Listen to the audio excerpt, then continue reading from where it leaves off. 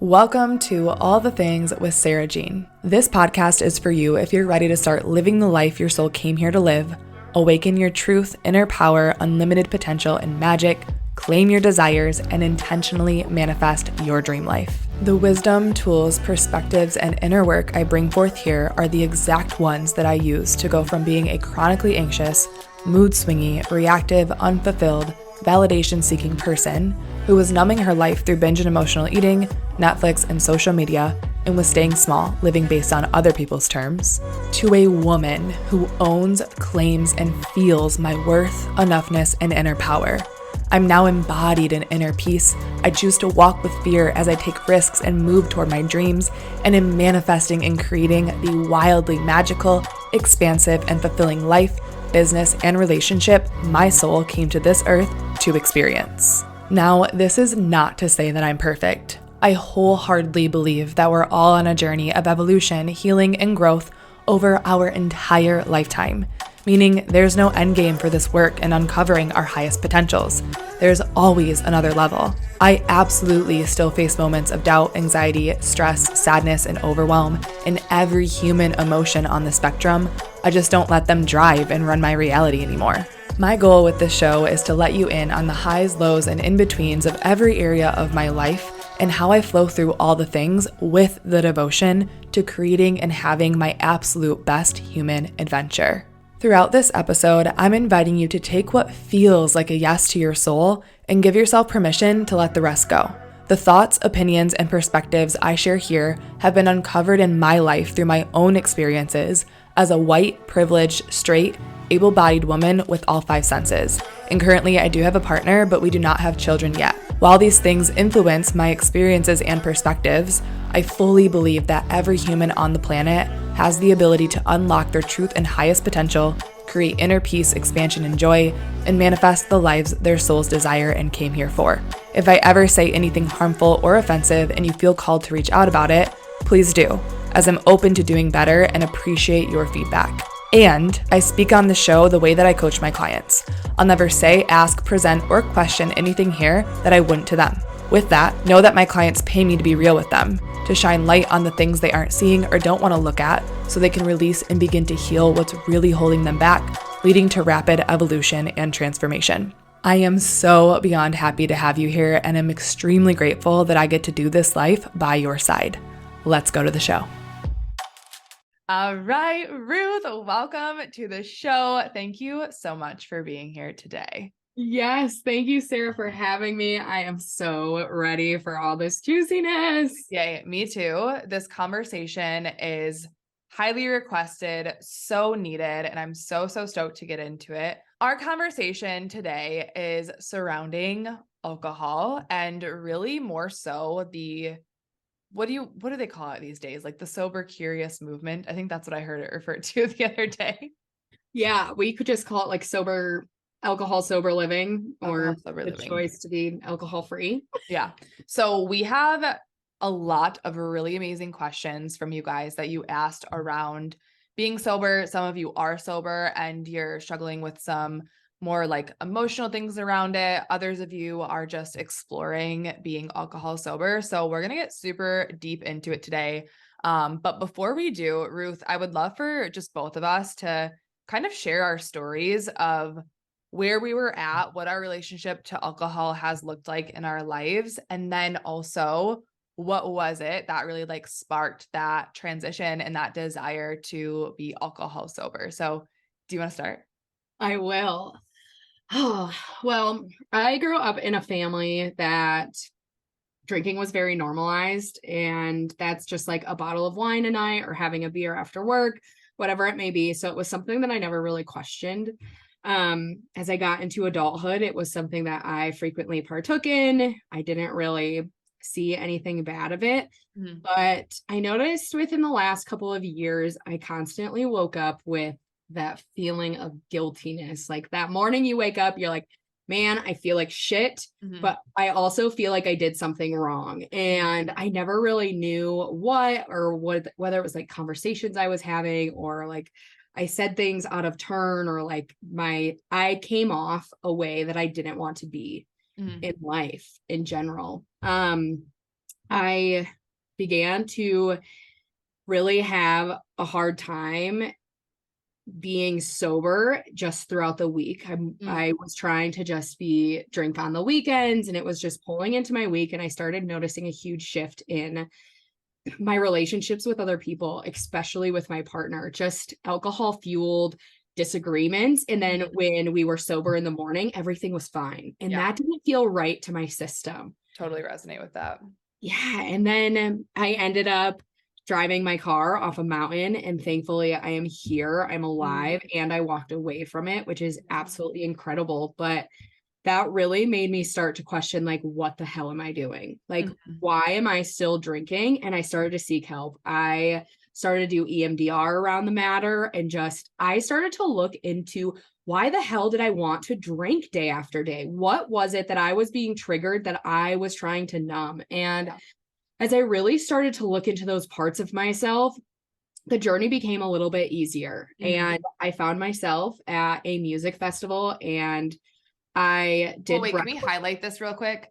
I just want our listeners to know that, like, we're in a huge part of like the festival life. And oh, hell yeah. Because I know there's like, correct me if I'm wrong, but like a lot of partying within that. Yeah.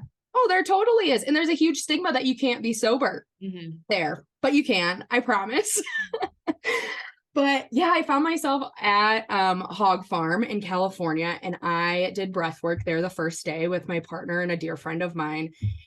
And for whatever reason in that moment, I was like, I'm going to do this all completely. I'm going to be alcohol sober from here on out. I don't know when it's going to stop. And as I was at this festival, the string cheese incident has this incredible community of sober people, but so many different people started coming into my circle throughout that weekend that were alcohol sober and that have been on the journey for years, and just giving me tips and tricks of how to freaking navigate this. Yeah. And from there, it all began. And it started with, I'm going to do it this weekend, this one music festival. Well, then I was like, maybe a week, maybe 2 weeks. And then it was 3 months, and then it was 6 months. And I'm like, holy shit, this feels so freaking good. Yeah. So yeah, I just want everybody to know that on this journey, people can feel so alone. Like, no one really around me was sober. My family didn't understand. No one really understood. Yeah. But then all of a sudden, when I chose to make that decision within myself, that support showed up. So that support is out there for you if you are kind of playing around with this idea. Yeah.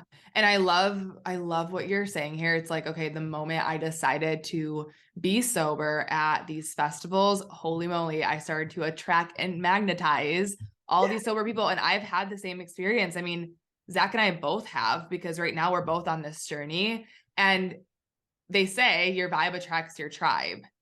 And I've recently met a couple of new girlfriends, and they're very much so right in this with me. Like, they're like, yeah, and they just came out of nowhere. They dropped out of the sky, but both of them, they're very much so on this, sober movement. And so that's really, really cool to shine light on that. Like, yeah, once you decided, it's like what you focus on expands.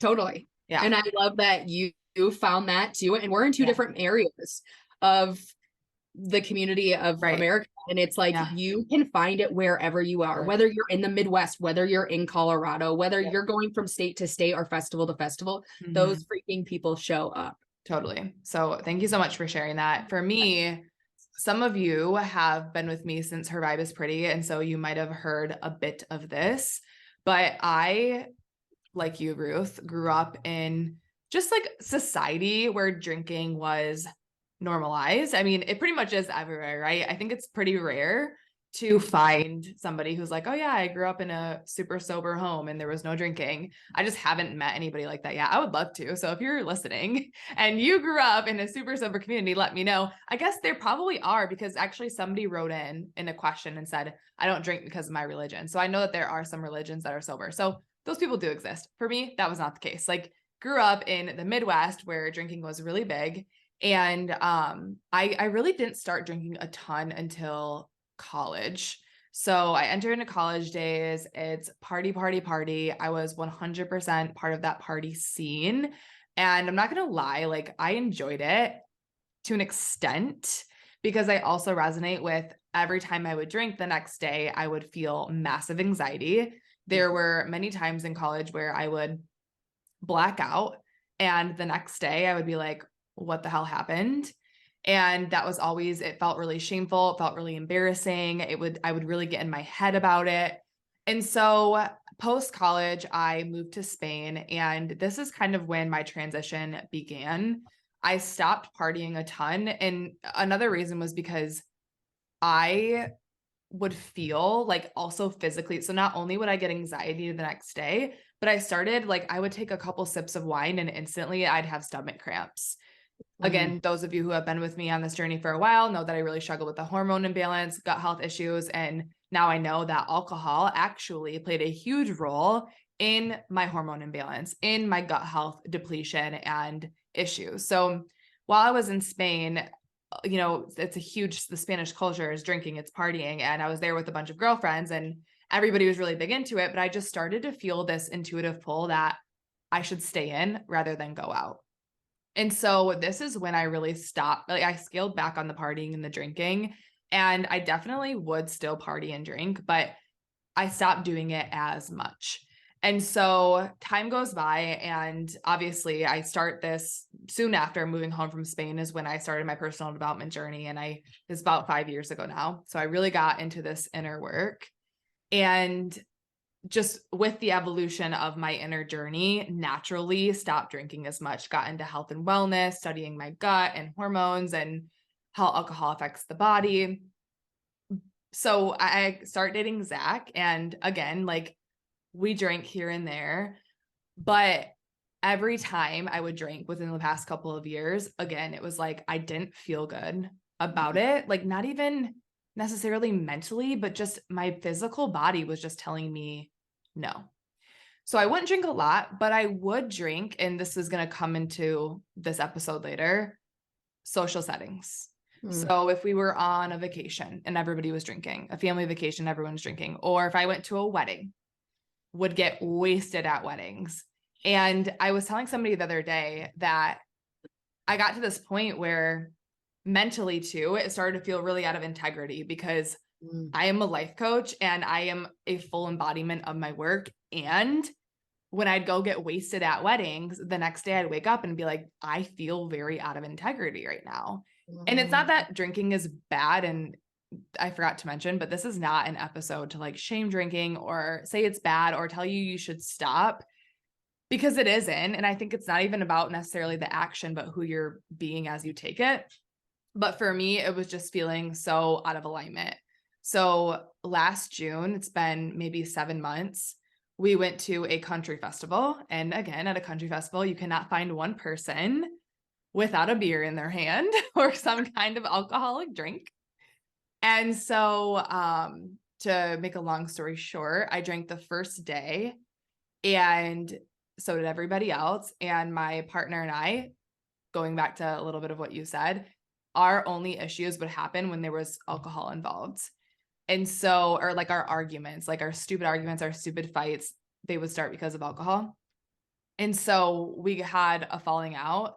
And that was kind of like my wake up call of, I don't want to be a part of this, as in, I don't want to be a part of this world of drinking when it leads to these shitty situations that wouldn't have happened. And okay, I'm making it sound really bad. Like no really bad situation. Like Zach is the love of my life. This is not me outing him or anything that happened. Like nothing really bad happened. It's just people act stupid when they're drunk, myself included. Or there's just like that misunderstanding where you're having a simple conversation and all of a sudden you're like saying the same thing in two different ways and you can't see that alignment and it turns into a tiff. And then it's like, it just creates that ick in a relationship. And you're like, what the hell are we doing? Yeah. Yeah. And I think I was just at my point, and so was he actually, because we both decided to do this together, that it's like, this is so dumb. Like we have the strongest, most beautiful relationship when we're sober, when we're ourselves. And then you add alcohol to the mix and it's just like stupid shit. And so that was like my awakening to, I don't want to be a part of this. And so, you know what? This is funny looking back on this because I've never seen it in this perspective. But after that happened, I was like, you know what? I'm not drinking. And there was a part of me that's like, but you're at a country festival. Everybody's drinking. You're supposed to drink. there was Zach's family, like extended family was around. They're all people that's like, oh, we drink and we have a good time. And so there was definitely some of that coming up. And I'm like, you know what? I wonder if I can just stay sober the rest of this festival and still enjoy it.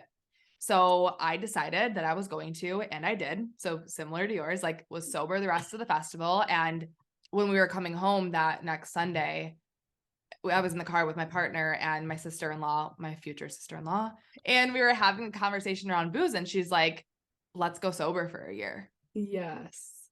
And Zach and I were like, let's go sober for a year. Like, let's do it. And for me, again, it wasn't like I wasn't really a big drinker, but I would still drink in social settings, and that didn't feel in alignment with me. And so we all made that decision. We've been sober since. Now, I do want to say, because I don't want anybody, if I do choose to drink at some point in my life, I don't want anybody calling me out and being like, bitch, you did an episode about sober alcohol living. And I'm here to say that we are doing it for a year. I have not decided yet if I'm going to invite alcohol back into my life once our year is done. I'm feeling really, really good about it. I will say that I'm feeling more called toward continuing alcohol sober lifestyle for maybe forever. And I love a good glass of bougie champagne. So I don't know. I'm excited for this episode. I'm excited to get into it with you because I feel like this is also going to add to like me making that decision in whatever it is, 5-6 months. Heck yeah. And I love the fact that we both did this about the same time at a music festival with our partners. Yeah. So I do want to add something about that too. Yeah. Doing it in a pact with someone else alongside of you, your journeys will look different. That is for sure. The like hardness that it is not to drink, that sort of thing. But having someone next to you that is also going through it is a huge help, even if it is a stranger. 100%. Like just get into the community so that you have that support, or else you're going to be like this island by yourself. Like, oh, my mind's doing these weird things, like having those push and pulls. So yes, I am just so proud of you guys for making that decision and stepping into that, because that's what you felt was right. And I think that's the main point of this, is feeling into what feels good for you. Yeah, exactly. Okay. So that's a perfect segue to our first question, which somebody had asked, is it okay to drink 1 to 2 drinks a week, or is being completely sober the best choice? This is different for everyone. Totally. There's no answer to this. Like, you get to tap in and ask yourself, would being completely sober be the best choice for me? Or do I feel okay with 1 to 2 drinks a week? And like, again, there are, and I'll actually drop this episode in the show notes, but there is an episode that was just dropped by the Huberman podcast. Have you listened to that one yet? I haven't. I should. And it talks about like the science behind, and this definitely, in listening to this, has for sure influenced my decision to keep going with this or like end after a year. It talks about the effects that alcohol has on our body. So that's something to consider, like the physical side of things, the brain deterioration that happens with alcohol. But again, I kind of hinted at this. In my opinion, it's not necessarily about the act of drinking. It's about who you're being as you're drinking. So it's like, why, is the 1 to 2 a week coming from a place of like, so for me, like I said, I love a good glass of bougie champagne. Am I choosing to drink a glass of bougie champagne from a place of, I love the taste of this, I feel good, I feel in alignment, and I'm just doing it from that place? Or am I doing this to numb something? Am I doing this because I feel like I have to in order to be social, in order to have a conversation, which we're going to get into all those details later. But do you have anything else to add to that? Yeah, I also think it's important to look at yourself. Can you just have 2? Like if you make a boundary for yourself, like, oh, I'm going to like try to do this, but I'm going to allow myself to a week, like looking in your system, like, is that going to be possible for you? Because when I started to teeter with that, I looked at myself and I was like, hell no, I cannot just have 2. I cannot go out and just have 1 glass of wine. 1 glass of wine leads to 2, which leads to a bottle, which leads to tequila. And that was just something that I had to look at in myself. And again, like you said, it's going to be different for everybody. Right. If it feels in alignment and feels good for you to have 2, then have 2. Heck yeah. Do what feels good inside of your system. Exactly. Okay. So moving on to our next question, I want us to both answer this one as well. What's been your favorite part of sobriety? I think my favorite part of sobriety is relearning who I am and coming home to myself and feeling all of her. I used alcohol to numb so many pieces of who I was, those hard things that I didn't really want to face. Like, I love those parts of me. And when I came into sobriety, I got to feel those parts of me. So yeah, just feeling it all, feeling the whole spectrum of emotions, the good and the bad, whatever that means to you. Like, just being full fucking human and feeling the scale. That is my favorite freaking part. I love that. That gave me the chills a billion times. So my favorite part of sobriety has been, so you guys know that I truly believe that we never grow when we're comfortable. And like I said, I wasn't a huge drinker before deciding to be sober, but I did drink in social settings. Why? Because it was comfortable. So for example, weddings. I was so much more comfortable socializing and dancing on the dance floor, which y'all know I love to dance. I was so much more comfortable doing that when I had that liquor jacket on, or whatever you want to call it, like when it was alcohol induced. And so my favorite part of sobriety has been in those social settings, having to be so uncomfortable at first and move through the discomfort. Like, it's really invited me into my next level, as in I got to start to explore, and this will absolutely come up later on in the show, but I got to explore, why do I feel so uncomfortable socializing when I'm sober? Why do I feel so uncomfortable on the dance floor dancing when I'm sober? What thoughts are coming up? What feelings are coming up? Like, what thoughts are creating these feelings? What limiting beliefs is this coming from? So it really took me to my next level of evolution, because I had to get out of my comfort zone. And I still do. Like, to this day, I still go to social things. We still go to weddings, and Zach and I both, we've had so many different parties and events that we've now gone to sober. And even just the simple, and we had so many questions about this that, again, we'll get into, but when somebody asks you, oh, you're not drinking, why? And like, you feel that energy from them, that's like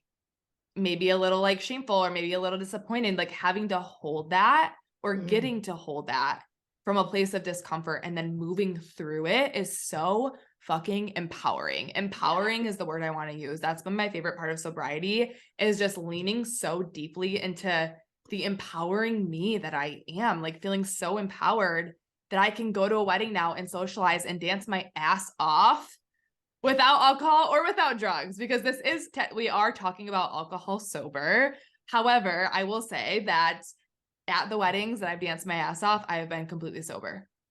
Yes, I absolutely love that. Yeah. Oh, okay. So moving on with this vibe.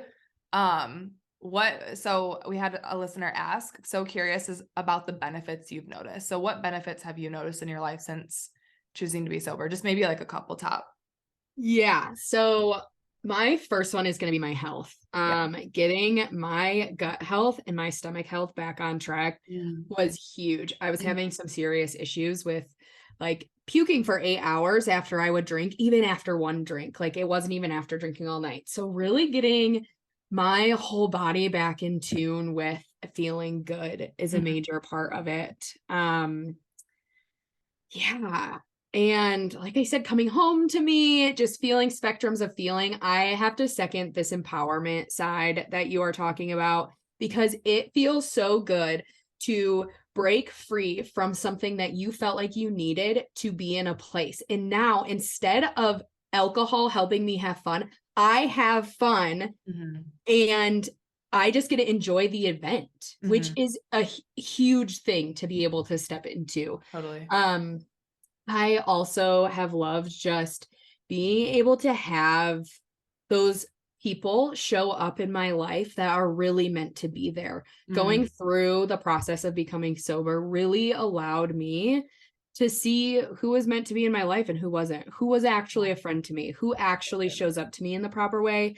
And that goes for the same of events I was going to. Like, what events didn't make me feel good? I really wasn't able to be myself in them. Well, what events built me up? So I think just that process of finding where my boundaries lied and who, what and who was meant to be here. That's so beautiful. Here. So good. So I'm going to echo. So like physically, because I feel like this question actually was more so physical, but I agree with you, Ruth, that like the benefits I've seen the most are more so like mental and emotional. Yeah. But physically, I will say that I feel more cleansed. Like I can't even, I don't know how to describe it. It's not like a ton shifted for me physically, but I just feel more clean. I feel more cleansed and clear.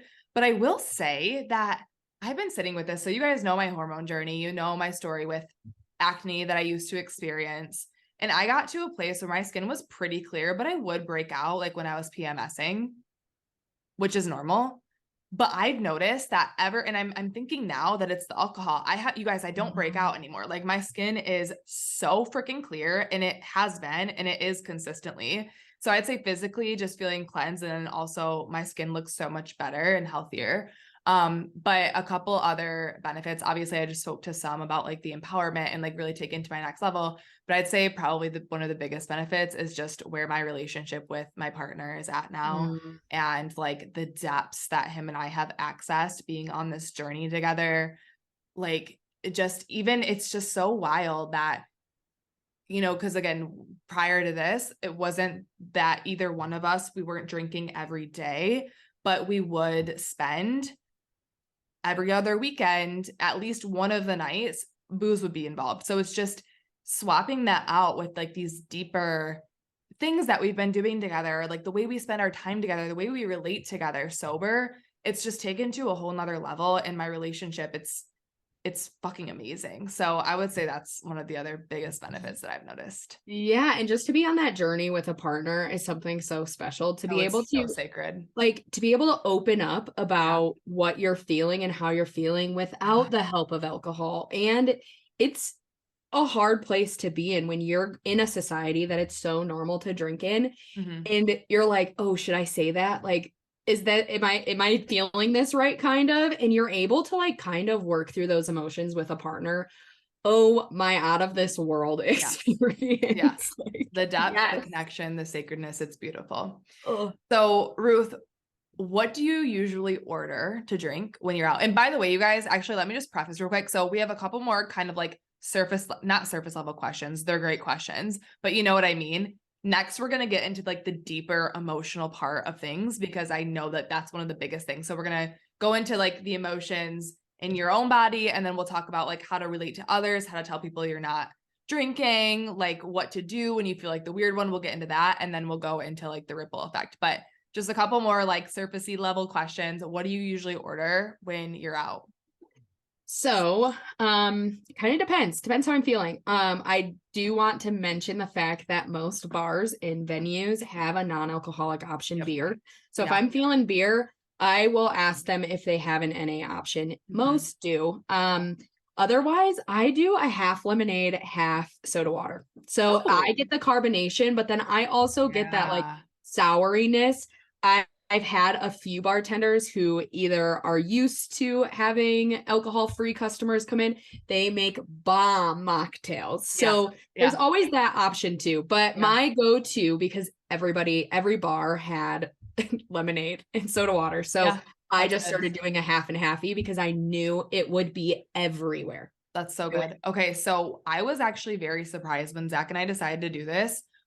I was so surprised and so shocked at how many restaurants have a sober menu, like legit menu. At least we live in Grand Rapids, Michigan. And right now the sober curious movement is super up and coming. I mean, they just opened an entire brick and mortar store that's all NA spirits, NA wine, NA everything. Yeah. And there's like a new cafe down the street that it just opened, and huge plastered on their window is non-alcoholic cocktails or mocktails or whatever. So I was very shocked at, once I like, again, what you focus on, you create more of. It's kind of like you think to yourself, oh, I never see orange cars. And then all of a sudden you see like 10 orange cars. There's actually some science behind this. I can't remember exactly what it's called in science world, but my point is we opened our eyes and all of a sudden there's sober menus everywhere. So we do enjoy getting mocktails. They're very delicious. I personally really love mojitos. Mojitos, those are my favorite. When I was in Lisbon, they were really good at making those and they were super common. So I do like doing that. Obviously, like if Zach and I are just going to get dinner, unless we're celebrating. If we're celebrating, we'll do mocktails. If we're not, I mean, I'm a big water drinker. It took me a while to get to that point where I could go out and just drink water. So yeah, I do want to mention too that so many liquor stores have an NA area in it. So like whether it's beer or there's NA wine and champagne. I just had the best NA champagne. I will send you the brand. It is Please so do. good. Amazing. Okay. Yeah. So another thing too is like just the glass that you're drinking it out of. I feel like that, you guys, placebo effect is so real. I remember when Zach and I started this, we went boating with some friends and he was drinking NAs and I think I had like sparkling waters, which by the way, my sister-in-law, she's doing this with us too. She has like every single sparkling water that ever exists. Like that's her thing, is just sparkling waters and she loves it. So that's an option. But we were drinking, I was drinking my sparkling water, Zach has NAs and we were both just vibing. He's like, I feel drunk. And I'm like, yeah, me too. The placebo effect is so real. I remember the first wedding that I went to that finally, like, because the first couple weddings, and we'll get into the emotions next, but the first couple weddings, it was challenging for me. And I felt the awkwardness come up when I got on the dance floor. But then the third wedding, I just let loose. I was even on my moon. So I was a little nervous that I wouldn't have, because I'm kind of lethargic when I'm on my moon. But nope, I was on my moon. I was sober AF and I danced the night away till like 1 a.m. It was amazing. And I really do feel like it was like the energy of the people around me too. So placebo effect is real. There are so many NA drinks that you can get. I love the idea of the lemonade and the soda water. Another thing that I like to do, and Ruth, I don't know if you do this at home, but I very often will grab a wine glass and I'll pour kombucha on it. Like Zach just knows. I'll be like, babe, will you give me my wine? And he knows what I mean. Like he'll grab a wine glass, he'll pour some kombucha on it. And it's just like the vibration of drinking even water or kombucha, sparkling water out of a champagne flute or a wine glass. It's a different vibe. Yeah, totally. On New Year's, everybody had champagne glasses and I just put orange juice in mine. Yeah, perfect. It just gives you that feeling. And once you have something in your hand, you don't miss the alcohol. Yeah. It doesn't matter. Your hand still has that thing and you have that movement, that muscle memory. Totally. But it's just not alcohol in it. Exactly. Okay, let's get into the deeper shit, shall we? Yes, let's do it. So somebody asked us, what do you do when you feel the pull to drink? So I think the biggest thing here is to tap the fuck into yourself. Yeah. I used so many different things and still continue to: baths, reading, meditation, breath work, just going for a walk outside. Frequently what I noticed is when I had the biggest pulls to drink, I was trying to numb something that was going on in my system. So my biggest thing to say here is tap the fuck in and don't run away, because it's so easy to do that. So don't numb yourself with TV, like don't numb yourself with food. That will just replace it. And some people talk about like replacing with weed or something like that. Like I definitely say no to that and just try to get into your system. Ask yourself, what's coming up for me right now? What am I feeling? Yeah. Is there something that happened in my day that has created this? And start to just tap into yourself on those levels. Yeah. And it's really helpful. Yeah. Well, I want to speak a little bit on something you just said with the replacing it. Replacing it with weed or replacing it with another vice. And Ruth, what you and I have been sharing, like how good we feel sober. And I actually have another listener, Sabrina, wrote in and she was like, I just need to share that I've been sober for over a year. I'm never going back. This is the most amazing thing. I know she's a coach in this work as well. She's very embodied in it. And it's just like, I feel like for, Sabrina and me and you to feel the way we're feeling, like, oh my God, it's so great to be sober. You have to dive into what's underneath, because if you don't, and if it's like, oh, I'm giving up alcohol, but instead I'm going to choose like weed or Netflix or another vice, you're probably not going to access that point where it's like, oh my gosh, now it's like, okay, something's clicking in me right now. Because I heard this recently. It was like, I'm trying sober and I don't feel any better. Like, I don't feel any better. Like, what the hell? I don't feel any better. And there again is like this science episode that talks about how you have to have it out of your system for X amount of months to actually feel a difference. But like, I'm now having a breakthrough around this. It's like, again, if you're not diving inward to like, what's the emotion underneath? Well, guess what? Those emotions are going to stay trapped. Whatever it was that you were numbing or avoiding, whether it was stress or anxiety or some wounding or trauma that you're not even aware of because it's subconscious, it's going to stay there. And so of course you're not going to feel better. Whereas it's like, because we've been diving inward and uncovering like, what were we numbing? What was there? We're like, yes, this feels empowering. This feels good. And it's hard fucking work. I want everybody to know that too. Like, we've gotten to a point where we feel really good in this, but we're both at like 6 months, 7 months range. Like, this has been a long freaking journey and it's hard. Yeah. So keep freaking with it. It is not something that's easy to change, especially with how society is. But I love that. It's so true. You've got to dive in. You've got to do that inner work or it's not going to feel different, which I feel like is something that I kind of did at first. And I was like, man, why is it not doing anything? And then I had to start doing something and then it changed. Yeah. So, and another thing I want to add on here is when I feel the pull to drink, I just get, it goes along with, it is diving inward, but my question that I ask myself is, okay, why? Ooh, yeah. What's the story I'm telling around what's about to happen? So usually for me, when I feel the pull to drink, it's social. It's we're going out to the bars or we're going up north or no, going out to the bars. We did not go out to the bars. I don't know why I just said that. I can't remember the last time we went out to the bars. We're going out to like the bars. College Sarah coming through. SJ, that was my doppelganger. SJ coming on back. Zach would die. He'd be like, do not get SJ out. That we do not want her back. But when we go out to like dinner with friends is what I meant to say. Like when it's like that vibe and like it's a Friday night, it's a Saturday night, we're going to get dinner. Obviously there are people around us drinking.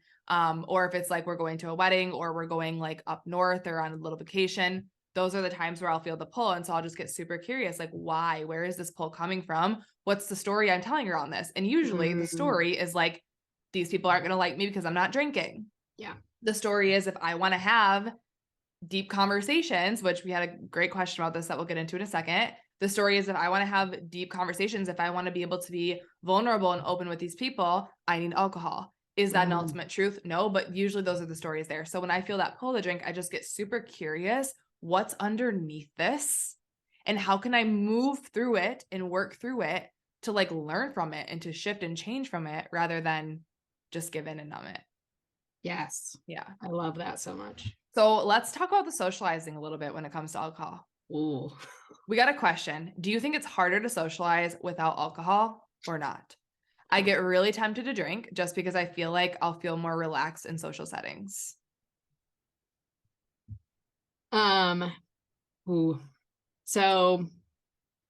I'm going to go back to what I said about realizing who was supposed to be in my life and who wasn't. I started to really notice because certain people I wasn't comfortable around, even just being myself. And they would like, oh, why don't you they would like ask those questions and like, it just wasn't fun. So I cut them out of my life. It just, you start to realize that some people don't belong there that have been there. Yeah. And it can be so hard, but. So what you're saying is that, like, do you think it's harder to socialize without alcohol? What you're saying is that it's not harder to socialize without alcohol if you're around the right people. Because around the right people, it'll be easy to socialize because there's a mutual love. 100%. Yeah. So if I noticed it was hard to socialize in a certain group, I took myself out of that group and put myself in a better group. Gotcha. And then when I was around those people that I like actually clicked with, like outside of just the party scene, I was like, oh yeah, I'm feeling myself. They're feeling me. There's no pressure here. Yeah. Thank you for that. Yeah. So I'm going to answer this question and just be super honest about the truth that at first, yes, I did 120% think, and I'm not going to sit here and say that I don't ever think this anymore. I do think it's easier to socialize with alcohol. Like I really do believe that. And again, like, this is where that discomfort comes in. That's super exciting and like edgy in my next level for me to explore and break through.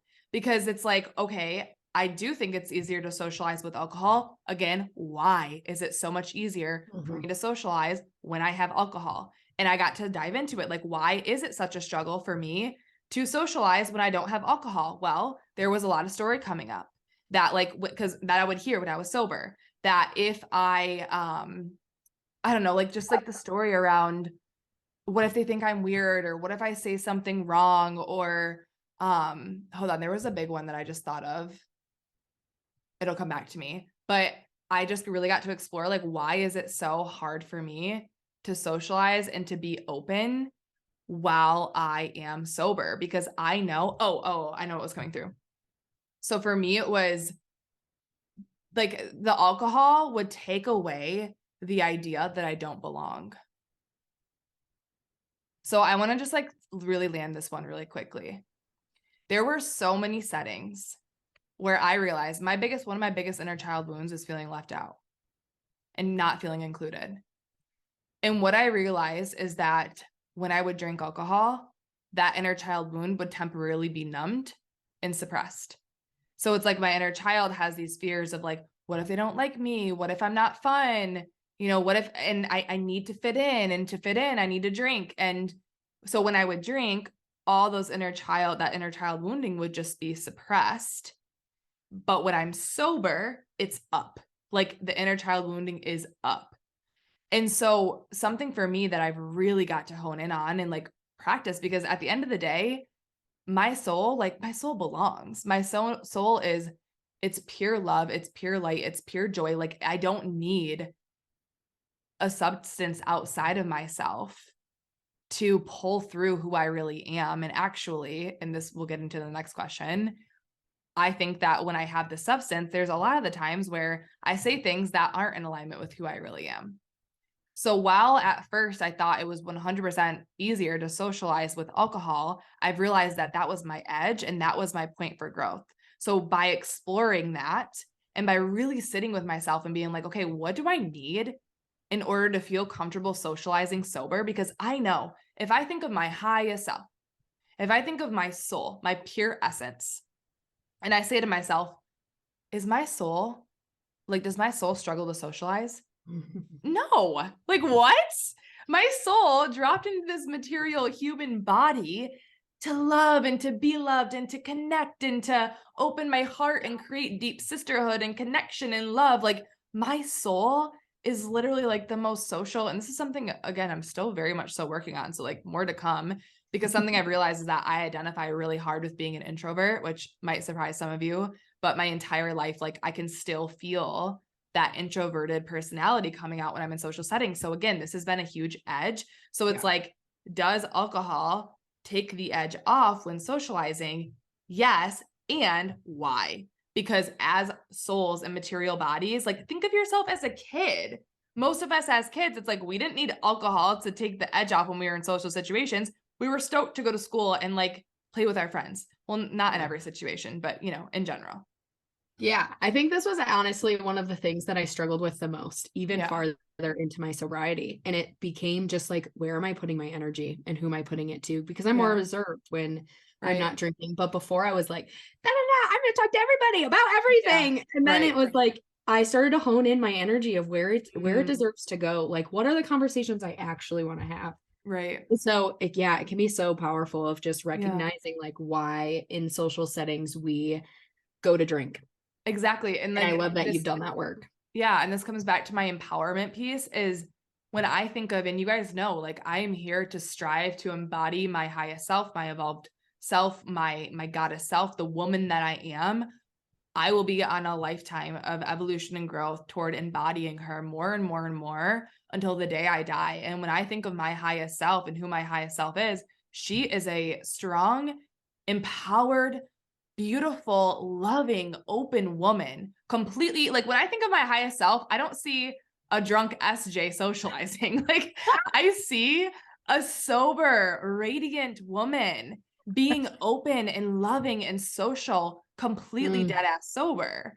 So it's like, if that's who I know my highest self is, I know that I have what it takes within me right now to bring that forth in social settings. So again, like, does alcohol make it easier to socialize? I do think it takes the edge off, but it's like, it also disconnects you from your inner power that you could be channeling sober to have an amazing time. In the wedding that I went to, that I was social and I danced, that was the day that I walked out a changed woman, because I'm like, I feel empowered AF that I was able to have these deep conversations with other women and other men completely sober. And like, I feel so connected right now. Like, I did that. Totally. And you're able to feel all of it while you're doing it, because whether we realize it or not, and remember it. Like, come on. Because whether we realize it or not, alcohol numbs us. So in those moments that we feel like we're having like these in-depth conversations, like we're numb to what that connection actually is. So when you show up in that space, you get to feel that anxiousness of being around these people, and then you're able to just fully freaking connect to you, to them, to the environment. Like, yes. Well, again, and it's like something else that you said that I want to shine light on is, if you are feeling like awkward in a social situation when you're sober and you start to dive in, because it could be one of two things. And I've experienced both. It could be, okay, I feel awkward because these actually aren't the people for me. These people are just not for me. And that's why I feel awkward, because when I'm sober around like my mom, she's my best friend, or Zach, I am like weird AF and I'm loud and I'm silly and I'm talkative. Like, obviously that's who I am.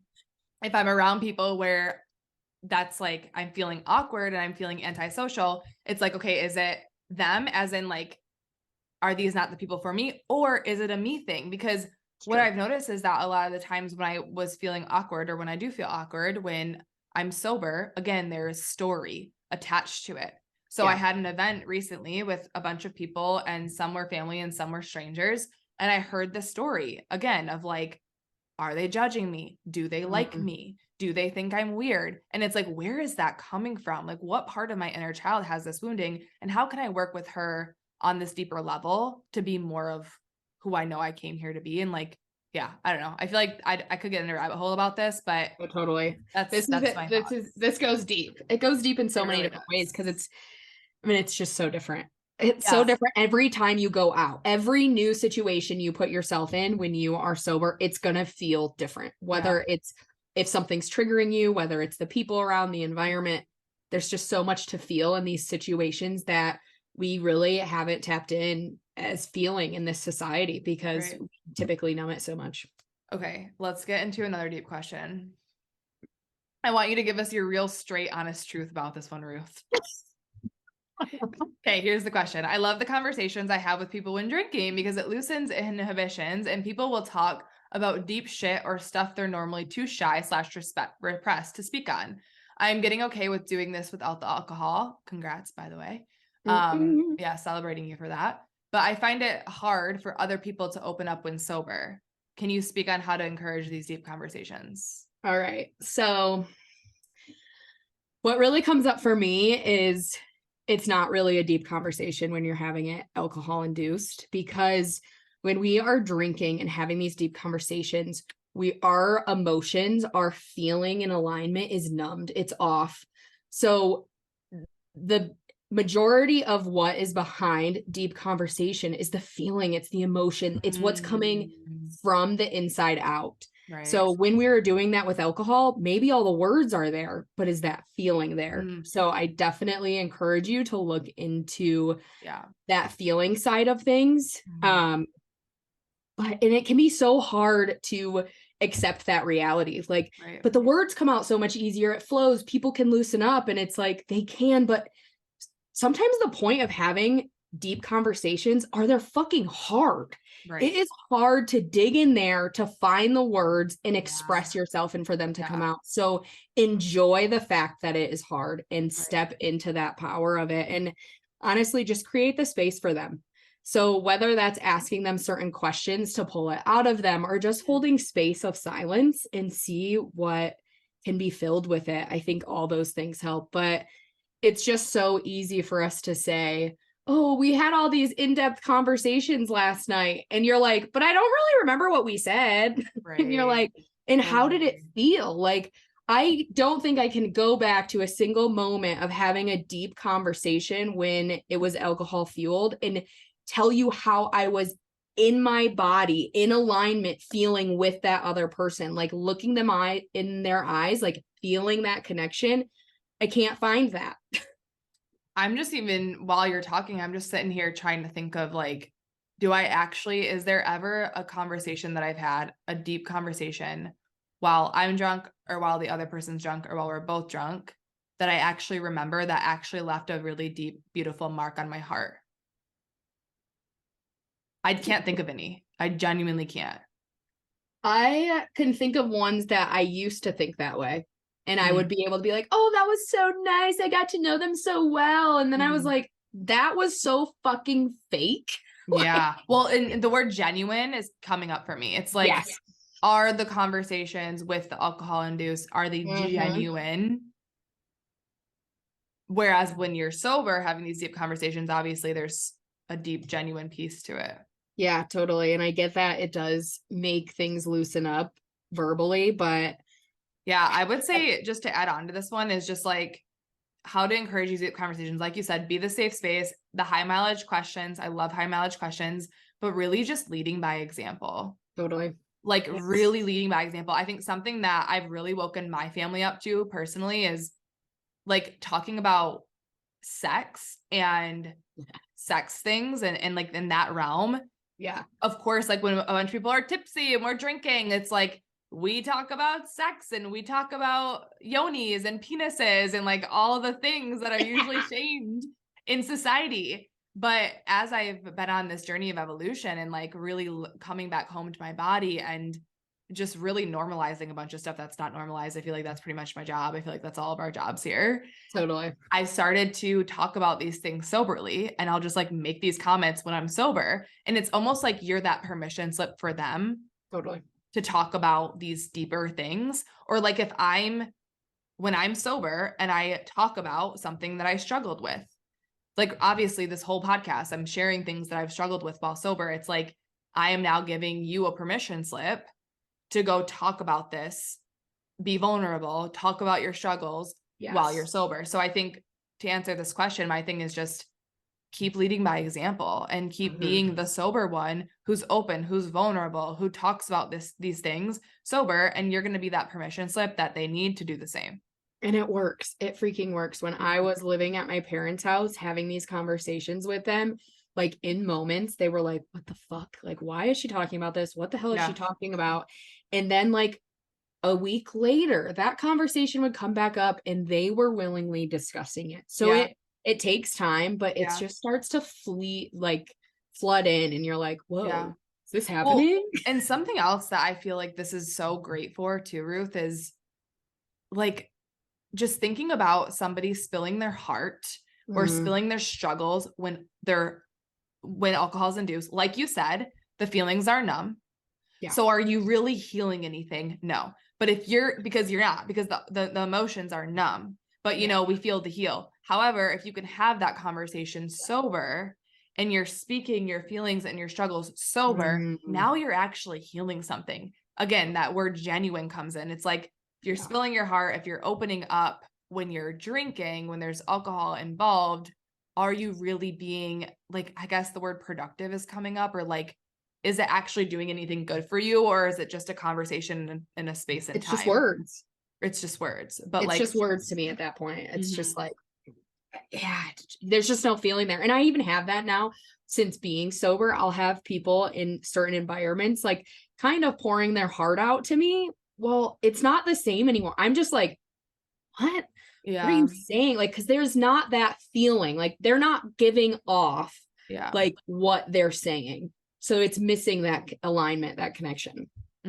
Totally. But it's hard. So, I mean, it's 100% hard thing to do. And especially to start getting the habit of having those deep conversations in a sober mindset. It takes time. It takes time. Right. So I say, keep leading by example. And it's like, let's normalize this, because if this sober curious movement is going to end up creating a ripple, and if it's going to actually help the world heal and change some really deep things that need to be changed in this world, we're the ones going first. So the more that we can be sober and open up and be vulnerable and be honest and speak our truth and talk about things that are suppressed, unless there's typically alcohol, the more that we can do that sober, the deeper the ripple effect's going to get, and the more permission slips we're going to give, and the better we're going to be at changing the world in this way. Totally. And give yourself grace, because it's not going to happen overnight. Yeah. So. Okay. So let's talk about being sober. I mean, we kind of got in this, but like in relation with others. So we got a question. So these are kind of one and the same. I'm going to ask them all at once. So how do I tell people I'm not drinking? And what do I do when somebody's prodding for an explanation or trying to convince me to drink? Take it away. Honestly, I just say that I'm alcohol sober right now. So no, I don't want to drink. I'm just going to have an NA something. If they continue to prod about it, I just tell them to fuck off. I'm like, fuck you and fuck off. Like there is nothing inside of you that you need to explain to someone else why the hell you're not drinking. Yeah. And if they're pushing you to do it, absolutely fuck you. I have walked away multiple times from a table with my parents at it, telling them fuck off and walking away. Because this is a boundary that you are not only making with yourself, but everybody should be respecting around you. Yeah. There should be no questioning why you're doing this, and especially no pushing you to do something else. So as simple as it is, it's the easiest thing to do is say fuck off and walk away. And that doesn't mean that you're going to walk away for good. You can revisit the table, but it gets your point across that this is a strong statement. If people are genuinely asking the question, like they're intrigued of like, oh man, why are you doing this? That's so, that's so cool or whatever, then have that conversation. But if someone is drunk asking you, oh, why? You should just have one. Like, yeah, that's just not the time or place to, I think, dig into your story, because then you don't feel heard. Then it can just like begin to feel off about things. Right. So, yeah. Okay, this is amazing, Ruth. And I think there are people who are going to be like, I feel super uncomfortable with telling people to fuck off. So let's give some more options as well, like full permission to tell people to fuck off. And something else that I have found has been very helpful in avoiding the prodding or the convincing is shifting. Again, it's not necessarily about the words, but who you're being as you're saying them. So when Zach and I started this sober journey, I remember when people would ask us about it, I would be like, from this energy of, oh, we're not drinking right now. And there was just this energy of like hesitancy. I'm not really sure about myself. I'm not really sure about my decision. I'm kind of anticipating you judging me. There was this energy of like not being like super sure about myself in this decision. And whenever I would speak or be like, I'm not drinking right now, from that energy, people would usually question it and people would usually make comments about it. But I have shifted it recently. And again, there is definitely some empowerment underneath this statement because of how amazing I feel being sober. But I've shifted it to, I don't drink. We don't drink. So from, I'm not drinking right now, we're doing a year sober, to I don't drink. So like at restaurants, for example, they come up and they start sharing the drink menu. It used to be like, oh, we're not drinking tonight, or, oh, we're not drinking right now. And there was an energy. But then I remember the first time I did this guy came up, he brought the wine menu. He went to start explaining the wine menu. And I said, we don't drink. That was that. Yeah. He's like, oh, okay. And he puts the wine menu away and he's like, well, we have Pepsi products. And it was just like such a different energy shift. So I found that going from like, and even if, because I know the story is going to come up, but it's like, well, what if I do drink eventually? Who cares? Like in that moment, you don't drink.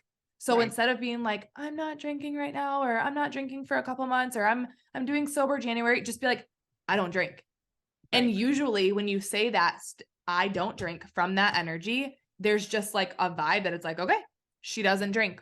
We're not, or they don't drink, or he doesn't drink. We're not asking questions. No questions asked. I don't drink. Mm-hmm.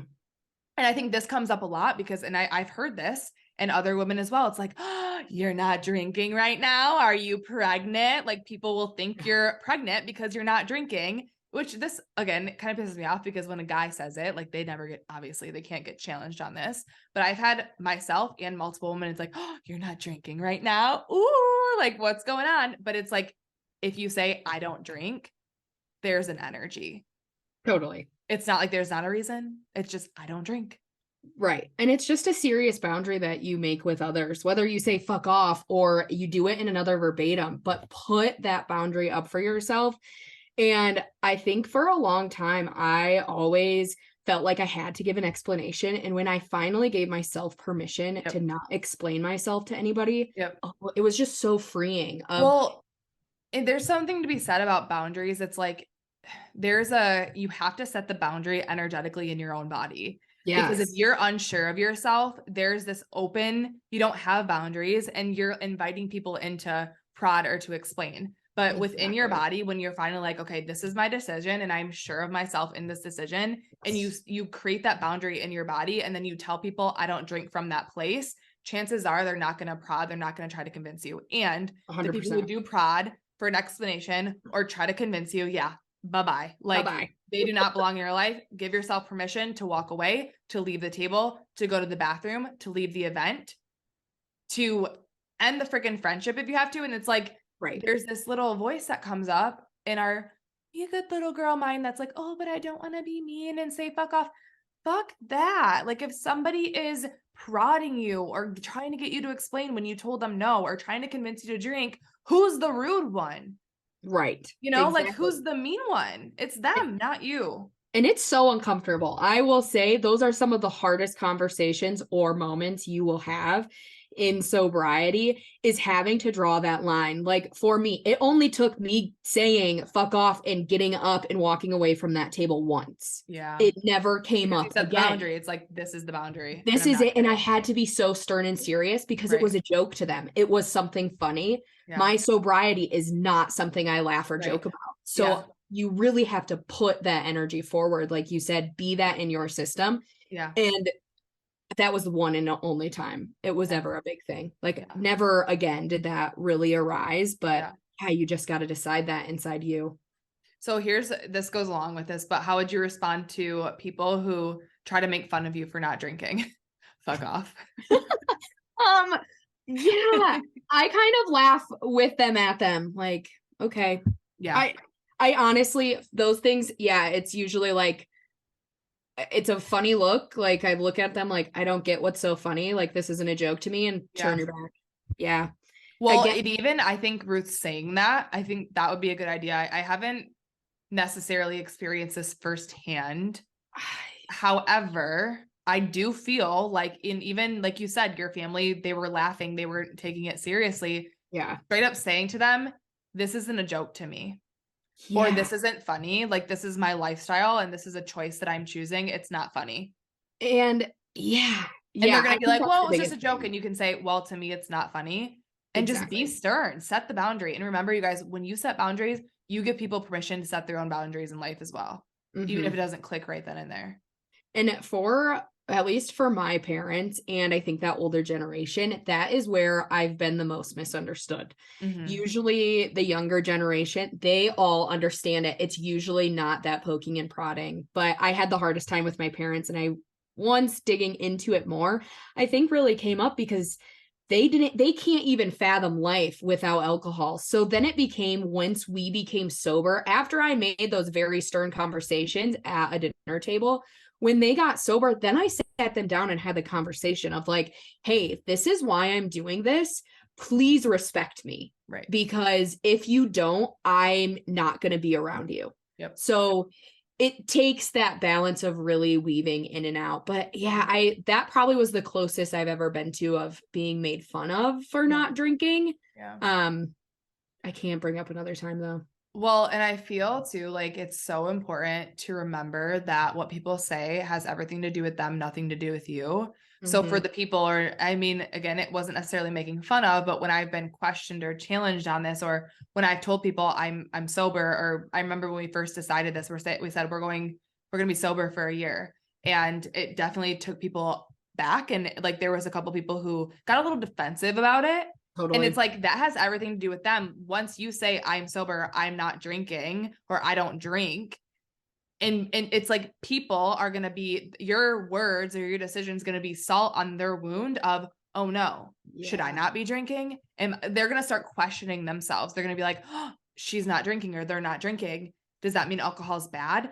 Are they judging me now for drinking? Should I be doing this too? So just remember that it's their own shit. It's a projection of them. Like you get to decide in your body energetically, like how you're going to feel about it. You get to be sure in your decision. You get to have, and I would recommend that too, is just like, especially if you're not sober yet and you're considering it, write down some go-tos, like practice saying I don't drink, practice setting these boundaries. Totally. Do it. And then just know that if they're making fun of you or doing something along those lines, it's everything to do with them, nothing to do with you. It's a projection. And you get to create boundaries around if you spend time around that person again in the future, or how much time you spend around them. Yeah.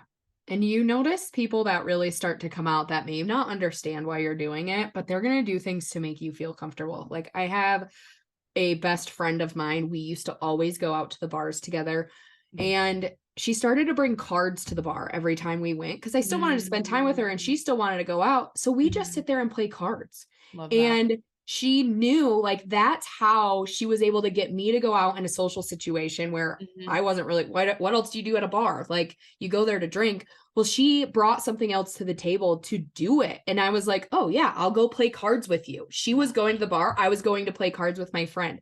So you really start to see those people that care so much about you that they're going to navigate themselves into your life in a new way. Yep. So, okay. One more question about relationships with other people. Ways to cope with FOMO if your family and friends continue to drink, or coping with being quote unquote the weird one. Let your freak flag fly. This is hard. This is still hard, I think, for me. Like I said, make sure you have something else to do, whether it's you're dancing at a show or playing cards at a bar. Maybe you're going to play pool. So you're still involved in what's going on. Using NAs is super helpful, but I will say that FOMO doesn't really tend to leave. I feel good about my sobriety, but I will constantly see friends go do an activity where I'm like, man, that's just not aligning to me anymore. I'm glad they're going to have fun, but I'm going to do something else that feels more aligning to me. You have that FOMO for a second, but then you also remember back to your like, why am I doing this? Like, this feels so good to me. And then you just get freaking excited about the fact that you're choosing to better your life instead of continuing down that habit. And yeah, you'll always be the weird one. People will always look at you funny, whether you're in a restaurant, whether you're at a show, whether you're at a family dinner table. I don't think that goes away. But it's like, can you like learn to be proud of that? Yes, exactly. Like proud of the one who's going first and leading this movement. Proud of the one who's saying yes to you, your body, your mind, your emotions, your soul, your highest self, your highest life, like being a true embodiment of who you really are. I think for me with the FOMO, the first thing that comes up is when we first started drinking, we were on a family vacation, and the thing to do on family vacation is sit around a table at night and drink and play cards until whatever, 11, midnight, 1 in the morning. And I remember that there was past family vacations where I would do that. And I wouldn't get any sleep. The next morning I would feel tired. I would feel lethargic, sensations of anxiety. Like it would kind of ruin my vacation. And so I remember being on vacation this past year, and I was getting tired because, I'm sober. It's like around my bedtime, 10:30. And I could feel my soul wanting to go to bed. And I could feel this other part of me being like, oh, but you're going to miss out. Like what you're going to miss out. You're not going to be included as like part of the family. You're going to miss out on hours of talking and card games. And then I got to sit with myself and ask, what am I actually going to miss out on? A couple inside jokes, a bunch of like drunk people like yelling about cards and laughing. It's like, is that really worth it to me because I could have stayed up sober, until 1 in the morning watching all that happen so that I quote unquote didn't miss out. But it's like, you get to weigh the pros and cons. It's like, okay, I could sit here sober and be here for all the inside jokes and make sure I know everything that happens that night and lose sleep and not get sleep because of it. Or I could choose to say good night, go to bed at 10 o'clock, get beautiful sleep, wake up the next morning, have my coffee on the water, like have my beautiful vibey morning And did I miss out? Are people going to make comments today and tell stories that have to do with inside jokes from the night before? Yeah. But it's like, it's just like, is it worth it for me to stay up? And my answer was no. It's like, no, actually, when you dive into the FOMO, a lot of the times what you'll find is that it's not like the FOMO is not even worth having, because the decision that would potentially create that FOMO is going to feel so much more in alignment with your body that the FOMO is just going to become so secondhand, and eventually it's not going to be a thing. Does that make sense? I feel like I just kind of like. It totally does. And something I noticed is like those late nights where everybody's up, man, those are like my biggest trigger times. I am like, that is where I'm like, oh man, I really am like itching for it. I'm itching for a drink. So those are also moments where I'm like, I'm going to bed, because I think there's another side of this, and this sober journey is so different for everyone, whether it's like an addiction side of things or a decision, all these different things, everybody processes it differently. But I started to recognize my moments that really triggered me, whether it was people that triggered me, events that triggered me, like these late nights where everybody stayed up and I was like having that push and pull. Like, you've got to really shut yourself down from putting yourself into those things. And it's hard at first, like you said, but then that FOMO begins to go away. And it's like, yes, you're still missing out on that, but look what you get instead. Exactly. Look at the trade-off and how much better it feels. Totally. 100%. And it's just, I think the whole thing about this journey, the biggest thing is just like recognizing what feels right here, like inside yourself. Yeah. I think too, like so many things that I used to have quote unquote FOMO about, now I look at them and I'm like, I'm so happy I'm missing out on that.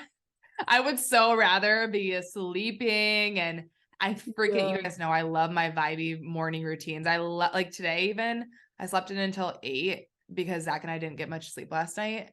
And I'm like sad about it. Like I love vibey mornings where I get up at like 6:30 and I just coffee and journaling and reading and meditating and breathing and like all the vibey things. And I'm just like, I see pictures online of people out at bars, or like, again, families staying up late playing cards or drinking or talking or whatever it is. It's like, I'm totally fine with missing out on that, because what I get instead, which is really good sleep and an amazing vibey morning.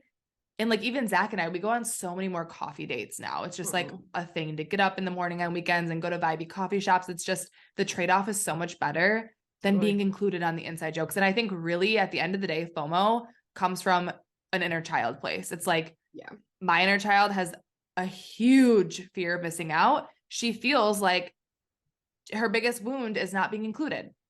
There were so many situations when I was little that I didn't feel included, and the FOMO comes from her. So when the FOMO comes up, I get to drop into my inner child and talk to her about this and be like, hey, just because you're missing out on a couple hours of conversation doesn't mean that you don't belong. Doesn't mean that they love you any less. So I think, I know inner child soothing has been a really big part of this journey for me as well. Yeah, 100%.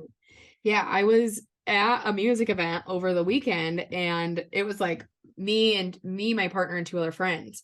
We're having a great time. We decided to go outside and take a walk. We found a very large party. We walk into it, and instantly my partner and I just turn and look at each other, and we're like, nope, this is not for us. Like the band's there. Like it was the party that everybody wanted to be at. Instantly, we knew we couldn't be there. Yeah. And I was able to look at my 2 other friends and be like, we got to get out of here. And we all left. There was no part of that we were like, man, we woke up, man, I wish we would have stayed there. Right. We had a great time with the 4 of us. Yeah. But it was like, that was our sobriety on the line. That was sitting around, liquor bottles everywhere. Everybody was drunk. So it wasn't even like you could have a full conversation with anyone. And it's like, you just make that decision, and it's worth it. It's so worth it. Totally. Okay. Speaking of parties, we got asked, when you host parties, do you have people bring their own booze or request to be a sober one? I like this one. So I've never told people no. But I also, the parties that I have had, it's all people that very much respect me and my partner and our decision to be sober. So they automatically have like put alcohol out of view, kind per se. Like it's not just like lined up on the kitchen table. Yeah. my partner and I always get NAs for us while we're in a party setting. But no, I've never asked for a sober only party. So, but you could, if it feels like for the woman who asked this question, you absolutely have the right to request that and to set that boundary. I agree with you that we tell people to bring their own booze. We say, if you want to drink, and we just tell people, like Zach and I, we both, and I know that this is different. Like if you're somebody who really is struggling, like sober living is hard for you, maybe you do set that boundary. For us, it's more so like, you guys can bring it. It doesn't really phase us. Something I did do. So the first party I ever threw when we were sober, we told people, if you want to bring your own booze, you can. And I went and got, like I told you, the sober NA mojitos are my favorite. They're so good. So I went and bought a huge lemonade jug and I made mojitos, like NA mojitos for everybody. And I straight up told people, I was like, you guys, if you want to bring rum, you absolutely are more than welcome to. Nobody did. Everybody drank the NA mojitos. They all loved them. It was a grand old time. So this goes into our second question in this category, which is, how do you encourage others to try sober living? And for me, so far, it's just been leading by example. Totally. I've watched our family, like especially mine and Zach's, because our sister-in-law is doing it with us. And I have watched it happen. Like, it's like we aren't drinking and it's just like, it's a natural ripple. And even, I mean, I guess on my side as well, it's just like, we'll go out to dinner and Zach and I order waters or we order mocktails. And so like, that gives everybody else permission to not drink as well. And they experiment with it and they love it because it's like, whoa, we just had awesome conversations. We still had a really good time when we were all sober. Huh. Interesting. Yeah, definitely. And I feel like part of that is share your freaking experience. Share what it's been like for those people that really are listening. Like, share what's been going on with you, like how it feels for you to get sober, the struggles and the benefits of it. And people just start to follow because they're like, oh, that's intriguing. Man, I've never thought to try that. And it just becomes this, like you said, a ripple effect to other people and I think it also gives people the permission to try. Totally. Because so frequently in society, it's just so normalized to drink all the time. Yep. So once you start to see someone that isn't doing it, you're like, oh, wait, I could do that. Oh, I'm not the only sober one at a party, which also helps because then you don't feel alone or like you're left out per se. Yeah. I want to like start to wrap this episode by just reminding all of you that your soul, the truth of who you are, your pure essence, like you are not your mind. You guys, if you've been listening to Her Vibe is Pretty or following me for a while, or if you've been following Ruth for a while in her journey, you guys know by now, you are not your mind. You are not your body. That's not who you are. You have a body, you have a mind, you experience thoughts, you are your soul. That's who you are. The part of you that's connected to whatever you believe in, divine source, universe, God, higher power. That's who you really are. And that part of you, like sit with it. That part of you is confident, outgoing, loving, supportive, open, loves life, loves to dance, loves to sing, loves to party, but doesn't need any outside sources to do that and be that individual. So it's like, it's the word empowerment. It's been so empowering to say no to alcohol for as long as I have, to really be able to pull that through and prove to myself that this is who I am. And any part of me that thinks that this isn't who I am, any stories that's making me think that, oh, you're an introvert, or, oh, you're awkward, or, oh, you're too shy, or, oh, you can't dance, or all these little parts, I've got to shine light on them. They were in shadow before. I've got to bring them forth and move through them so that I can embody more of who I am. And like, yes, I get the opportunity to do this when I'm faced with alcohol and social situations, but of course, okay, so for those of you who did Femme Awakening with me, you know that we had dance parties at the beginning and in Next Level New Year too. We have dance parties in my courses now. It is the most fun thing. Like if you've been a part of one of those dance parties, they're fucking amazing. Ruth's been there. Like they're just so fun. They're great. For all of us to just like, I share my music. We all have our videos on. We're all dancing together. It's like sisterhood. It's connection. But I would not have been, I can say this without a doubt, I would not have been confident enough to host those dance parties a year ago in my containers. And I didn't. But what was the trigger for me pulling that confidence through was exploring dancing sober at weddings. And because I did it there in those settings, now I have this newfound confidence coming into my courses, coming into my portals, coming into my connection with my clients. It's beautiful. So it's like, I always tell people, it's like, okay, you work on your I'm not enough wound in one area and it spills over into every area of your life and it makes everything better. It's so true.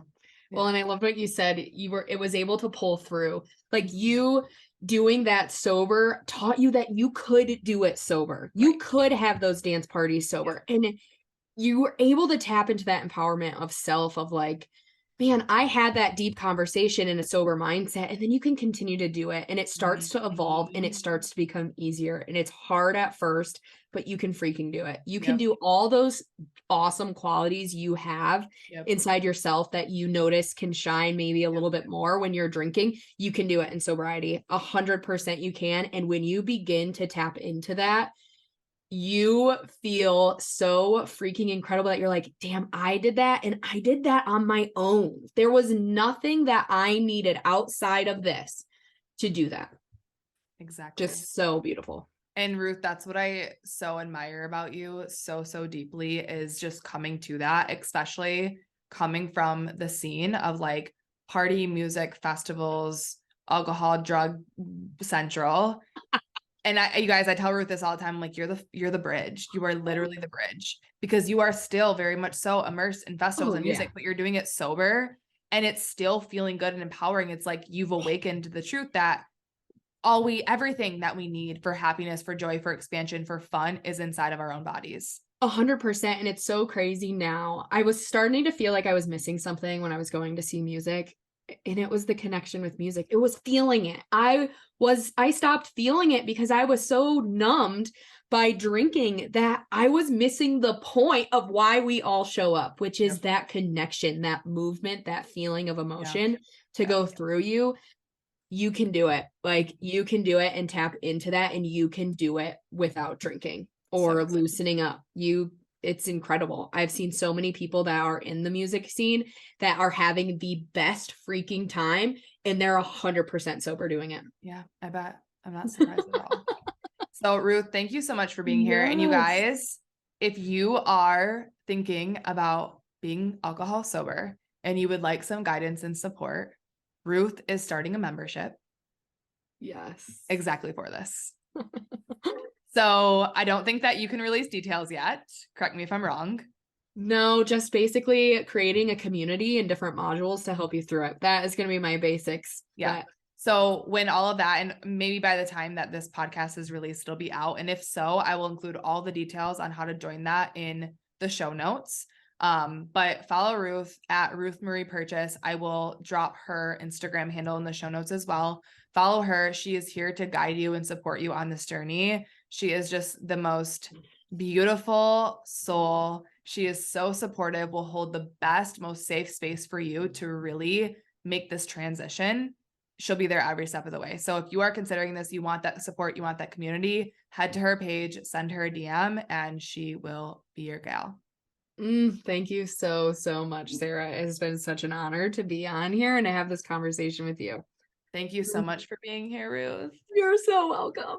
And that concludes today's show. Thank you so much for listening. And if you are listening before May 1st of 2023, be sure to leave a rating and a review to be entered into a giveaway for a grand prize of an entire whole ass course or portal with me, a very vibey journal, and also a piece of merch from my up-and-coming merchandise line. This giveaway is valued at over $1,300, so it's one that you don't want to miss out on. Again, leave a rating and a review below, whether you're listening on Apple Podcast or Spotify, or if you're listening somewhere else, I'll give you another way to enter into this giveaway. Just DM me. All right, I love you guys. Thank you so much for listening, and I'll see you next week.